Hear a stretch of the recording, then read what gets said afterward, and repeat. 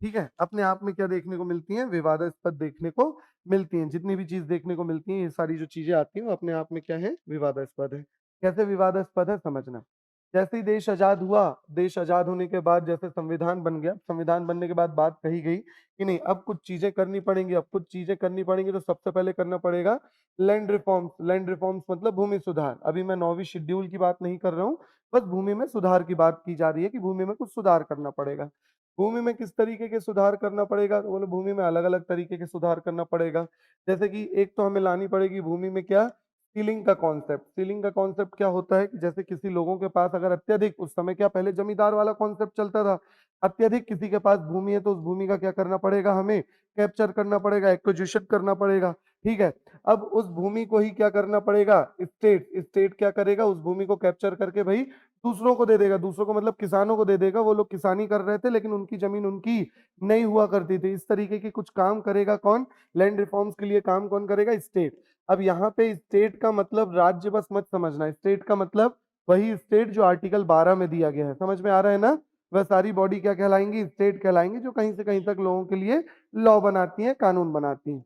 तो इस तरीके के हमें कुछ भूमि सुधार करने पड़ेंगे, सीलिंग करना पड़ेगा, स्टेट को क्या करना पड़ेगा, लोगों को भूमि दान देनी पड़ेगी। और उसी के साथ साथ कहीं ना कहीं लोगों के क्या इफेक्ट होते चले जाएंगे, मौलिक अधिकार इफेक्ट होते चले जाएंगे। समझ में आ रहा है ना।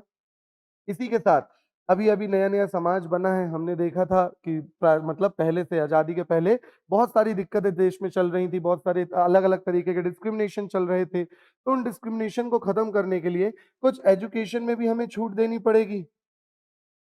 एजुकेशन में भी क्या करनी पड़ेगी, छूट देनी पड़ेगी। अब अगर सरकार को डेवलपमेंट करना है, सरकार को अगर विकास करना है किसी भी तरीके से, अगर डेवलपमेंट करना है तो सरकार को क्या चाहिए, लैंड चाहिए, भूमि चाहिए। सबसे इंपॉर्टेंट क्या देखने को मिलेगी, भूमि। तो अगर किसी भी तरीके का डेवलपमेंट करना है तो सरकार को क्या चाहिए, भूमि चाहिए। तो किसी भी विकास में सबसे पहले अगर भूमि चाहिए तो सरकार को क्या करना पड़ेगा, लैंड एक्विजिशन करना पड़ेगा।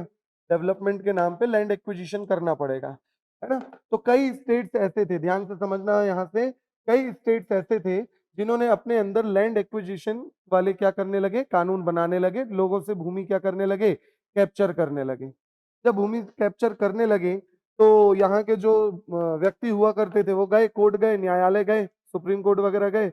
अब सुप्रीम कोर्ट गए तो दो बात देखने को मिलती है। इन्होंने तो किया था किसके आधार पे काम, आर्टिकल देखो, भाग 3 और भाग 4 अक्सर आपको दिक्कत करेगा यहाँ पर। ठीक है, पार्ट 3 और पार्ट 4 वो तो काम कर रहे थे, मतलब सरकारों ने काम किया आर्टिकल नंबर 39 का बी और 39 का सी। याद आ रहा है, 39 का बी क्या हुआ करता था, याद किए थे ना। इसलिए इस टॉपिक को इतने लास्ट में पढ़ रहे हैं ताकि 368 भी समझ में आए और 13 भी समझ में आए। क्या था आर्टिकल 39 का बी, भला सामूहिक हित, याद आ रहा है। ठीक है, और 39 का सी, सेंट्रलाइजेशन मतलब ज्यादातर, हाँ, शक्तियों का केंद्रीकरण, संसाधनों का केंद्रीकरण किसी एक व्यक्ति के हाथ में ना आ जाए। और भी अपन ने देखा कि भाई ज्यादातर उस समय जमीन वगैरह वाली चीजें, ऐसा था जमींदार वाला प्रथा चल रहा था।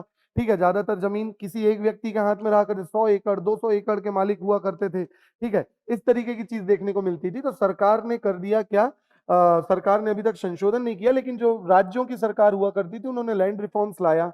जब लैंड रिफॉर्म्स लाए, उन्होंने बोला, सरकारों ने बोला कि हम तो समाज का हित करने के लिए काम कर रहे हैं।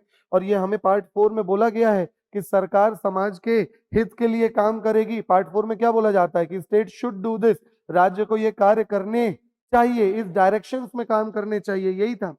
लेकिन जनता ने विद्रोह कर दिया। जनता ने बोला कि सर आप ये से इस हिसाब से काम कर रहे हो, तो हमारे आर्टिकल नंबर 19 के 1 का एफ कहाँ गया, या हमारा आर्टिकल नंबर 31 के आधार पे जो हमारा मौलिक अधिकार है, जो फंडामेंटल राइट है कि हमारे पास संपत्ति का अधिकार है, वो संपत्ति का अधिकार तो आप हमसे छीन रहे हो।